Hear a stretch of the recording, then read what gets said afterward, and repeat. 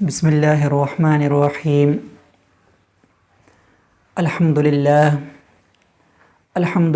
وکفی وسلام علی عبادہ الذین اصطفی اما بعد۔ محترم سامعین، آج میں آپ لوگوں کے سامنے اچھی نیت کے موضوع پر کچھ باتیں پیش کرنا چاہتا ہوں۔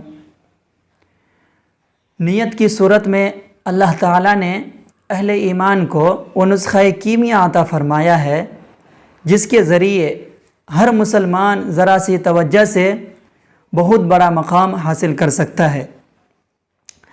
حدیث میں حضرت صلی اللہ علیہ وسلم کا ارشاد ہے کہ تمام اعمال کا دار و مدار نیتوں پر ہے۔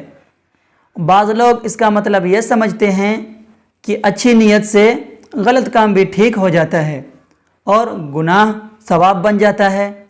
یہ بات تو قطعی غلط ہے۔ گناہ ہر حالت میں گناہ ہے، کتنی ہی اچھی نیت سے کیا جائے وہ جائز نہیں ہو سکتا۔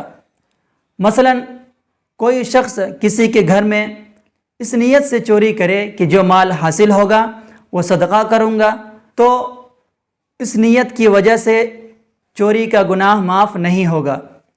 لیکن حضرت صلی اللہ علیہ وسلم کی جو حدیث ہے کہ تمام اعمال کا دار و مدار نیتوں پر ہے، اس کا مطلب یہ ہے، نمبر 1، کسی بھی نیک کام پر اس وقت تک ثواب نہیں ملتا جب تک وہ صحیح نیت کے ساتھ نہ کیا جائے۔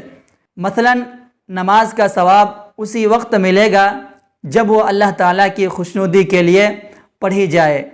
اگر دکھاوے کے لیے پڑھی تو ثواب غارت ہو جائے گا، الٹا گناہ ہوگا۔ نمبر 2، اور دوسرا مطلب یہ ہے، اور وہی اس وقت بیان کرنا مقصود بھی ہے، کہ جتنے کام مباح یا جائز ہیں ان کا اصل حکم تو یہ ہے کہ ان پر نہ تو ثواب ہوتا ہے نہ عذاب، لیکن اگر وہ جائز کام کسی اچھی نیت سے کیے جائیں تو وہ عبادت بن جاتے ہیں اور ان پر ثواب ملتا ہے۔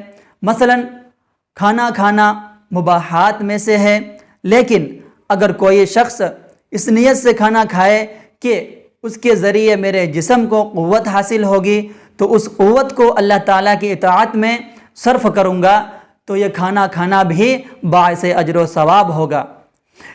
یا اس نیت سے کھانا کھائے کہ اللہ تعالیٰ نے میرے نفس کا بھی مجھ پر حق رکھا ہے، اس کی ادائیگی کے لیے کھانا کھاتا ہوں، یا اس نیت سے کھائے کہ اس سے لذت اور راحت حاصل ہوگی تو دل سے اللہ تعالیٰ کا شکر ادا کروں گا، تو ان نیتوں کے ساتھ کھانا کھانے میں بھی ثواب ہوگا۔